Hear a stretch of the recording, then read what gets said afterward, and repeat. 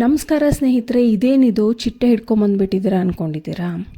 ಚಿಟ್ಟೆಯಿಂದ ನಾವು ಕಲಿಯೋ ಪಾಠ ಏನು ಅಂತ ನೋಡೋಕ್ಕೆ. ನಾವು ತುಂಬ ಜನರನ್ನ ನೋಡಿದ್ದೀವಿ. ಏನಂದರೆ ಎಲ್ಲರಿಗೂ ಒಳ್ಳೆ ಟೈಮ್ ಬರ್ತಾಯಿದೆ, ನಂದು ಮಾತ್ರ ಬರ್ತಾ ಇಲ್ಲ. ನಮ್ಮ ಅಣ್ಣನೂ ಮನೆ ಕಟ್ಟ, ನನ್ನ ತಮ್ಮನೂ ಮನೆ ಕಟ್ಟ, ನಂದು ಮಾತ್ರ ಆಗ್ತಾಯಿಲ್ಲ.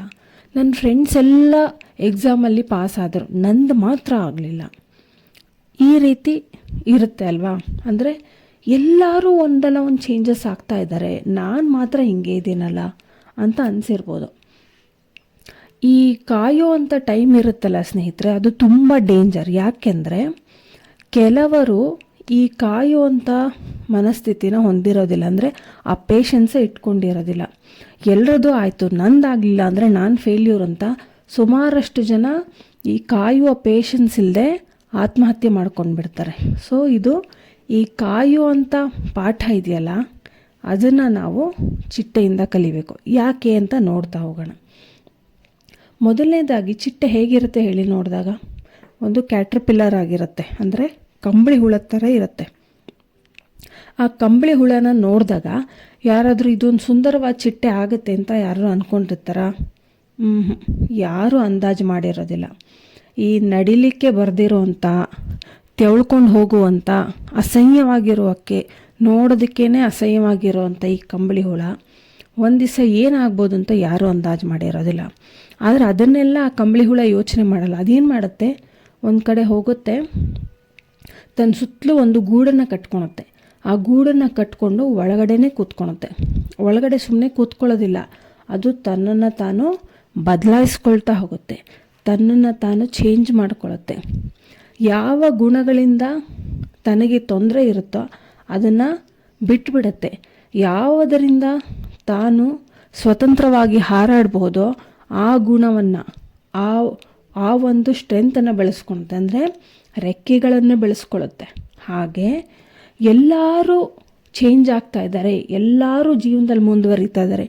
ನಾನೊಬ್ಬನೇ ನಿಂತ್ಕೊಂಡಿದ್ದೀನಿ, ನಾನೊಬ್ಬನೇ ಸ್ಟಕ್ ಆಗಿದ್ದೀನಿ ಅಂದರೆ ಇಡೀ ಜಗತ್ತಲ್ಲ, ನೀವು ಚೇಂಜ್ ಆಗಬೇಕು ಅಂತ ಅರ್ಥ. ಅಂದರೆ ನಿಧಾನವಾಗಿ ನಿಮ್ಮನ್ನು ನೀವು ಟ್ರಾನ್ಸ್ಫಾರ್ಮ್ ಮಾಡ್ತಾ ಹೋಗಬೇಕು. ಯಾವ ರೀತಿ?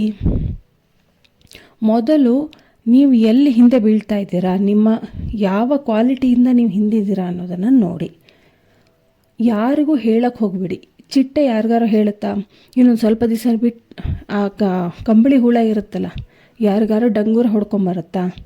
ಇನ್ನೊಂದು ಸ್ವಲ್ಪ ದಿವಸ ಬಿಟ್ಟು ನಾನು ಚಿಟ್ಟೆ ಆಗಬೇಕು ಅಂತಿದ್ದೀನಿ, ಇನ್ನೊಂದು ಸ್ವಲ್ಪ ದಿವಸ ಬಿಟ್ಟು ನಾನು ಚಿಟ್ಟೆ ಆಗಬೇಕು ಅಂತಿದ್ದೀನಿ. ಯಾರಿಗೂ ಹೇಳಲ್ಲ. ತನ್ನಷ್ಟಕ್ಕೆ ತಾನು ಸೈಲೆಂಟಾಗಿ ಹೋಗುತ್ತೆ. ತನಗೆ ಯಾವ ಬದಲಾವಣೆ ಬೇಕೋ ಅದನ್ನು ತನ್ನಲ್ಲಿ ತಾನು ಮಾಡ್ಕೊಳ್ಳುತ್ತೆ, ಇಡೀ ಜಗತ್ತನ್ನು ಬದಲಾಯಿಸಲ್ಲ.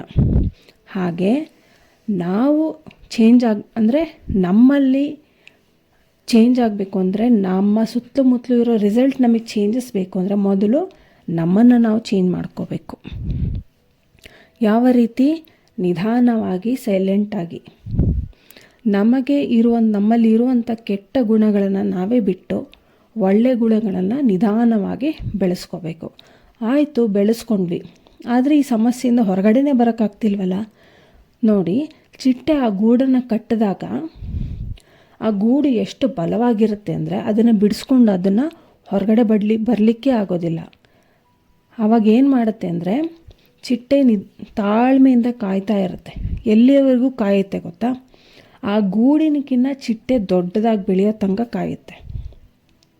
ಯಾವಾಗ ಆ ಗೂಡಿನಕ್ಕಿಂತ ಚಿಟ್ಟೆನೇ ಬಲವಾಗಿ ದೊಡ್ಡದಾಗಿ ಬೆಳೆಯುತ್ತೋ ಆವಾಗ ತನ್ನಷ್ಟಕ್ಕೆ ತಾನೇ ಆ ಗೂಡು ಹರಿದು ಬೀಳುತ್ತೆ.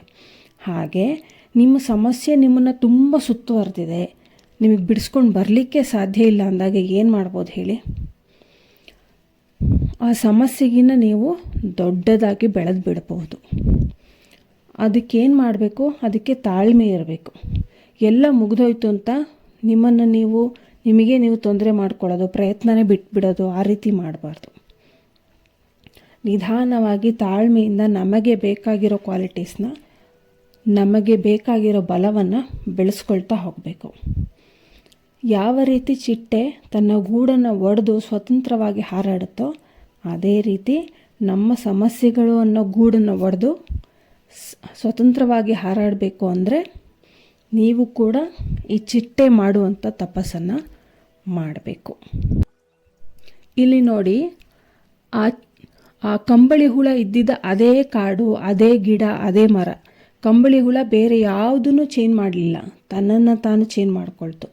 ಅದೇ ಗಿಡದ ಮೇಲೆ ನಡೆಯೋಕ್ಕಾಗದೆ ತೆವಳ್ಕೊಂಡು ಹೋಗ್ತಾ ಇದ್ದಂಥ ಕಂಬಳಿ ಹುಳ ತನ್ನನ್ನು ತಾನು ಬದಲಾಯಿಸ್ಕೊಂಡಾಗ, ತನಗೆ ರೆಕ್ಕೆ ಬಂದಾಗ ಆರಾಮಾಗಿ ಸ್ವತಂತ್ರವಾಗಿ ಹಾರಾಡೋದಕ್ಕೆ ಶುರು ಮಾಡ್ತು. ಅಂದರೆ ನಾವು ಸಮಸ್ಯೆಗಳು ಬಂದಾಗ ಜಗತ್ತನ್ನು ಚೇಂಜ್ ಮಾಡೋ ಅವಶ್ಯಕತೆ ಇಲ್ಲ, ನಮ್ಮನ್ನು ನಾವು ಬಲಪಡಿಸ್ಕೋಬೇಡೋ ಅಂಥ ಅವಶ್ಯಕತೆ ಇರುತ್ತೆ. ನಾವು ಪೇಷನ್ಸಿಂದ ಕಾಯುವಂಥ ಅವಶ್ಯಕತೆ ಇರುತ್ತೆ. ಹಾಗಾಗಿ ನನ್ನ ಜೀವನನೇ ಮುಗಿದೋಯ್ತು ಅನ್ನೋಂಥ ಸಮಸ್ಯೆಗಳು ಬಂದಾಗ ಸ್ವಲ್ಪ ತಾಳ್ಮೆಯಿಂದ ಈ ಚಿಟ್ಟೆನ ನೆನೆಸ್ಕೊಳ್ಳಿ. ಈ ಚಿಟ್ಟೆ ಯಾವ ರೀತಿ ತನ್ನನ್ನು ತಾನು ಬದಲಾಯಿಸ್ಕೊಳ್ಳುತ್ತೆ. ಈ ಚಿಕ್ಕ ಚಿಟ್ಟೆ ಒಳಗಡೆ ಇಷ್ಟೊಂದೆಲ್ಲ ಬುದ್ಧಿಶಕ್ತಿ ಕೊಟ್ಟಿರೋ ಭಗವಂತ ನಿಮಗೆ ಮನುಷ್ಯರಿಗೆ ಶಕ್ತಿ ಬುದ್ಧಿ ಕೊಟ್ಟಿರಲ್ವ. ಈ ಒಂದು ಕಂಬಳಿ ಹುಳ ಚಿಟ್ಟೆ ಆಗುತ್ತೆ ಅಂದರೆ ನಿಮ್ಮನ್ನು ನೀವು ಬದಲಾಯಿಸ್ಕೊಳಕ್ಕಾಗಲ್ವಾ? ಸೊ ಕೆಟ್ಟ ಯೋಚನೆಗಳು ಅಂದರೆ ಆತ್ಮಹತ್ಯೆ ಅಂತ, ಸೂಯಿಸೈಡಲ್ ಥಾಟ್ಸ್ ಅಂತ ಯೋಚನೆಗಳನ್ನು ಬಿಟ್ಟು ನಮ್ಮನ್ನು ನಾವು ಯಾವ ರೀತಿ ಚೇಂಜ್ ಮಾಡ್ಕೋಬೇಕು, ನಮ್ಮ ಗುರಿ ಏನು ಅನ್ನೋದ್ರ ಬಗ್ಗೆ ಯೋಚನೆ ಮಾಡಿ ಅದು ಎಷ್ಟೇ ಸತಿ ಸೋತರೂ ಮತ್ತೆ ಪ್ರಯತ್ನ ಪಡಿ. ಸೊ ಈ ಪುಟ್ಟ ಚಿಟ್ಟೆಯಿಂದ ಈ ಸಣ್ಣ ಪಾಠನ ಕಲಿತು ನಿಮ್ಮ ಜೀವನದಲ್ಲಿ ನೀವು ಬದಲಾವಣೆ ತಂದುಕೊಳ್ಳಿ. ಸೊ ಇಷ್ಟೊತ್ತು ನನ್ನ ಮಾತನ್ನ ಪೇಷನ್ಸಿಂದ ಕೇಳಿಸ್ಕೊಂಡಿದ್ದಕ್ಕೆ ಥ್ಯಾಂಕ್ ಯು ಸೋ ಮಚ್. ಈ ವಿಡಿಯೋ ನಿಮಗೆ ಇಷ್ಟ ಆಗಿದ್ದಲ್ಲಿ ವಿಡಿಯೋನ ಲೈಕ್ ಮಾಡಿ, ಶೇರ್ ಮಾಡಿ, ಸಬ್ಸ್ಕ್ರೈಬ್ ಮಾಡಿ, ಬೆಲ್ ಐಕಾನ್ ಕ್ಲಿಕ್ ಮಾಡೋದಕ್ಕೆ ಮರಿಬೇಡಿ. ಮುಂದಿನ ವಿಡಿಯೋ ಯಾವ ಟಾಪಿಕ್ ಮೇಲೆ ಮಾಡ್ಬೋದು ಅನ್ನೋದನ್ನು ಕಮೆಂಟ್ಸ್ನಲ್ಲಿ ತಿಳಿಸಿ. Thank you so much for watching.